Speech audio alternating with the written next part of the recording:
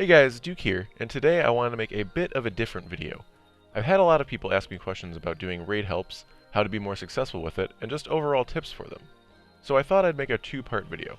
The first and much longer part of this video is going to be how to Sherpa, and talk about all the different things that go through my head when trying to teach people how to do a raid they've never done before. Part 2 is going to be the other side of that equation, or how to get Sherpa'd, or in other words, how to more effectively learn from a Sherpa. Before I begin, I just want to note that everything that I talk about in this video is going to be from my perspective and experience. There are many ways to successfully help and teach people raids, or any activity in general in Destiny 2, but I will be speaking from my own personal beliefs. Also note that while I do use a few specific examples, most of this is much more about what I consider Sherpa theory versus any sort of specific raid help guide.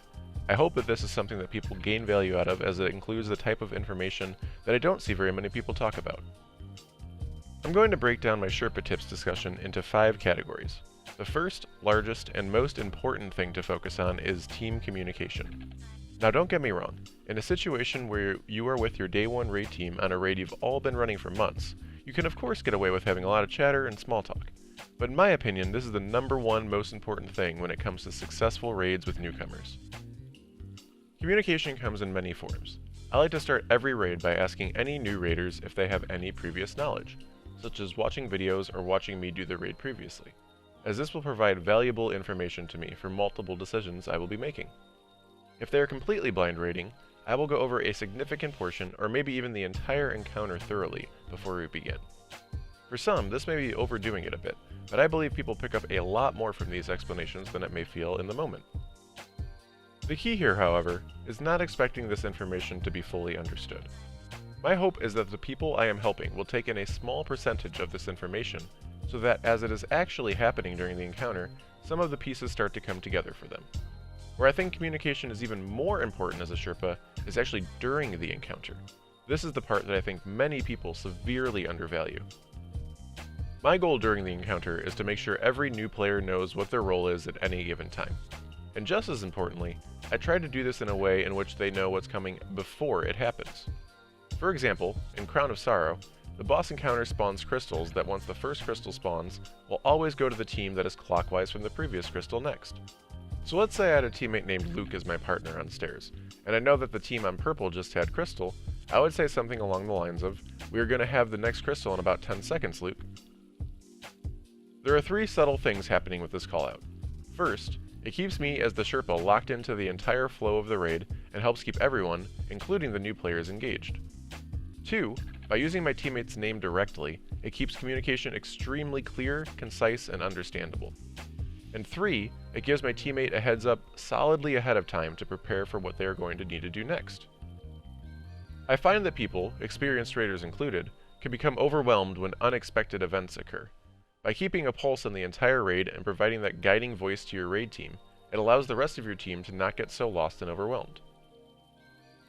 Another huge part of communication as the Sherpa is to constantly ask and be open for questions. I believe this is a general fear, whether brought on from LFG nightmares or elsewhere, that to admit that you don't know something or don't understand something is unacceptable and will cause people to be kicked. But this is exactly the role of the Sherpa.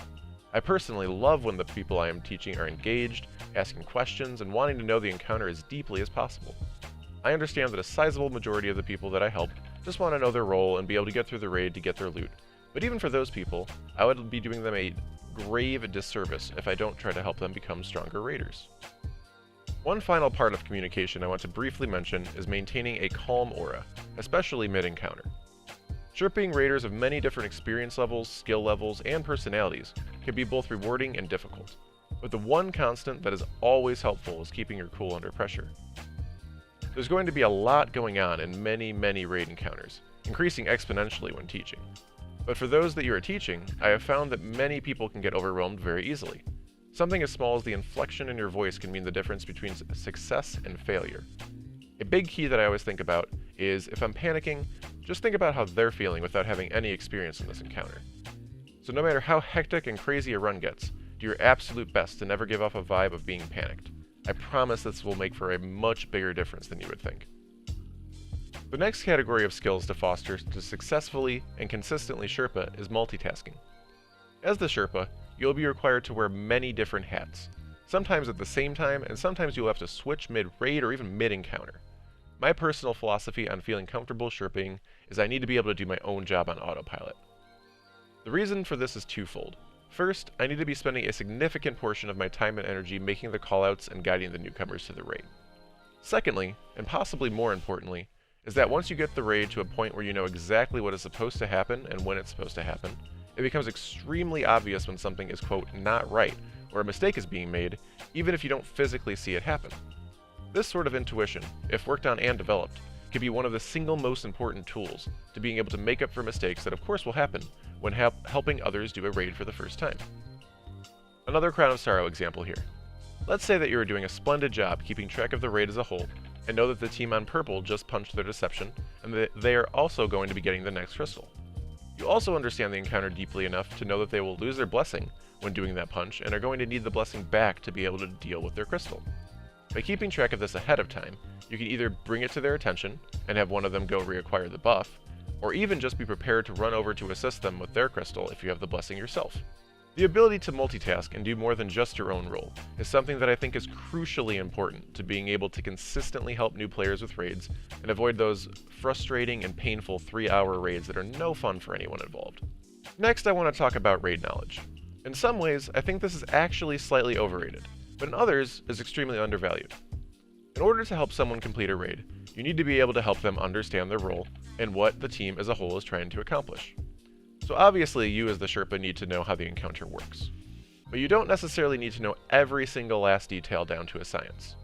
However, on the other end, knowing the ins and outs can be extremely helpful towards understanding mistakes that may be happening that you can't directly see, or understanding the, quote, why encounters work can be helpful to be able to quickly and on the fly fix potential issues without having to cause a wipe. The bigger and more important part of raid knowledge is at least knowing every role, so that you can allow others to fill the roles that will be most successful for them, as well as be able to explain any role that may need to be taught. From there, experience in teaching the raid will allow you to start to fill in the gaps on some of the in-depth knowledge that can help you become an extremely strong Sherpa. One of the least talked about, yet extremely important parts of Sherping, or even just raiding in general, is team dynamics and learning about your teammates. As I mentioned earlier, I try to find out some basic information on the people I will be Sherping before every raid. Sometimes I will have raided with them before in a different raid, and I can use those experiences to help me know where their strengths and weaknesses are, but otherwise I try to use the first encounter of the raid to see how they respond to certain situations.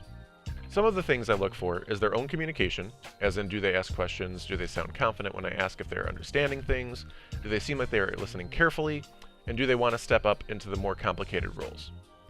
It's not always apparent, and as anyone that has ever LFG knows, sometimes the, yeah, I know what I'm doing, and blah blah blah, no, I've done this before, statement is more of a red flag than a true statement. But as you gain more experience as a Sherpa, you will definitely start to recognize the differences between the people that you are teaching.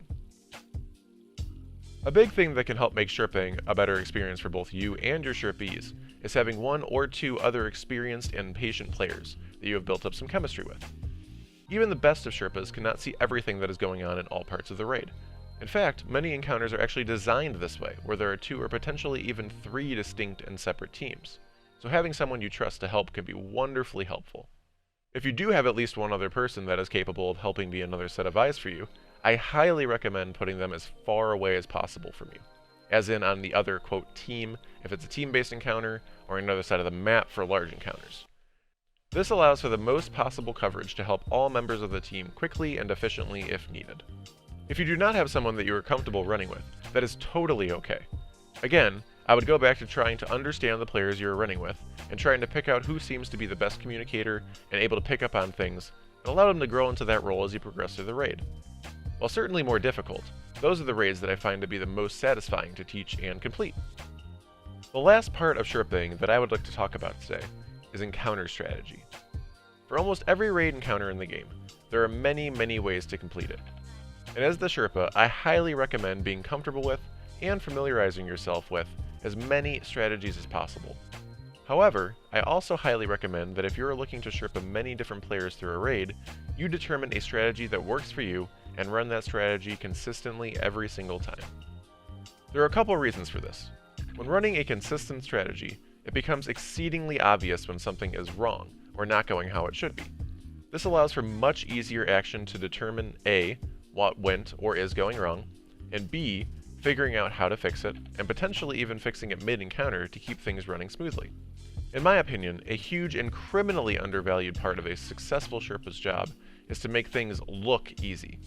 To be able to fix problems that no one else other than yourself even knows are happening with a simple callout or adjustment on the fly.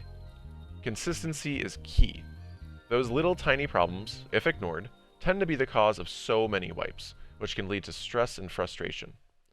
If I do my role correctly as the Sherpa, I hope to take on that stressfulness of all those little things and allow the folks in the raid to enjoy their time, learn about the raid, and get some crispy raid loot. As I mentioned earlier, I wanted to make a small part 2 for this video to talk about the other side of the equation, how to be Sherpa'd. For those that are new to raiding, it can be a stressful and daunting experience. Finding people that are willing to teach raids and be patient is certainly hard, but there are people out there willing to do it and that can do a great job with it. However, you can absolutely do your part by providing a few things yourself.